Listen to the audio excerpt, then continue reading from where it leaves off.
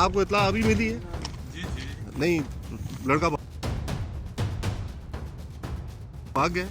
इधर तो कोई भी नहीं था, ट्रेन हम तो स्टेशन से आए हैं। अच्छा, कौन सी ट्रेन के साथ ये टकराया? अवाम एक्सप्रेस। आवाम एक्सप्रेस के साथ।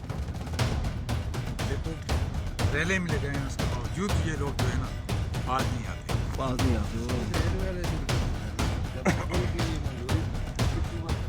रेल रेल रेल मंजूरी जब हो तो फिर हो जाएगा। मैंने बोल की है नहीं मंजूरी अभी। देखो